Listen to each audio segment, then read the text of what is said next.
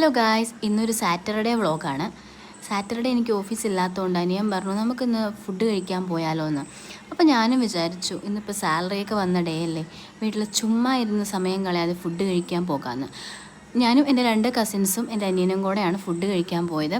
അവർക്ക് മന്തി കഴിക്കാനുള്ള മൂഡും എനിക്ക് ബിരിയാണി കഴിക്കാനുള്ള മൂഡുമായിരുന്നു. അപ്പോൾ ഇത് രണ്ടും കിട്ടുന്ന കട ദ സോൾട്ട് ആയതുകൊണ്ട് ഞങ്ങൾ പനമ്പള്ളി നഗറിലുള്ള ദ സോൾട്ടിലാണ് പോയത്. ഞാനിങ്ങനെ തപ്പാണ് മെനു നോക്കി എന്ത് കഴിക്കണമെന്ന് ചിന്തിച്ചുകൊണ്ടിരിക്കുകയാണ്.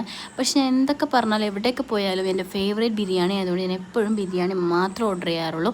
ബട്ട് ഇന്ന് ആ 3 പേരും കൂടി എന്നെ ബ്രെയിൻ വാഷ് ചെയ്തുകൊണ്ട് ഞാൻ വിചാരിച്ചത് പിന്നെ വേറെ എന്തെങ്കിലും വെറൈറ്റി ഡിഷസ് പറയാമെന്ന്. അപ്പോഴാണ് കഫ ചിക്കൻ കണ്ടത്. ഞാൻ വിചാരിച്ചു ബിരിയാണി പോലത്തെ ഒരു ഐറ്റം ആയിരിക്കുമെന്ന്. ബട്ട് ഗൈസ്, അത് ബിരിയാണി പോലത്തെ ഒരു ഐറ്റമേ അല്ലായിരുന്നു. ആദ്യം എനിക്ക് കഴിച്ചപ്പോൾ എനിക്ക് അത്ര അങ്ങോട്ട് ഇഷ്ടപ്പെട്ടില്ല. പക്ഷേ കഴിച്ച് വന്നപ്പം കൊള്ളായിരുന്നു. ആ ചിക്കനിൽ ഇത്തിരി ക്രിസ്പിനെസ് ഒക്കെ ഉണ്ടായിരുന്നു. എനിക്ക് എഗ്ഗ് ഇഷ്ടമില്ലാത്തതുകൊണ്ട് എഗ്ഗ് ഞാൻ കഴിച്ചില്ല. ബട്ട് സംഭവം കൊള്ളായിരുന്നു. അങ്ങനെ ഞങ്ങൾ വന്ന വഴി അനിയന് ക്രോക്സ് നോക്കണമെന്ന് പറഞ്ഞുകൊണ്ട് ഞങ്ങൾ ലുലുവിലൊന്ന് കയറി. അവിടെ ചെന്നപ്പോഴാണെങ്കിലോ മെക്ഡൊണാൾഡ്സിൽ ഐസ്ക്രീം വാങ്ങാൻ ക്യൂ. എന്നാൽ പിന്നെ നമ്മളും ഒരു ഐസ്ക്രീം കഴിക്കാമെന്ന് വിചാരിച്ച് നമ്മളും അങ്ങനെ കുറേ നേരത്തെ ക്യൂവിന് ശേഷം ഒരു ഐസ്ക്രീം കിട്ടി.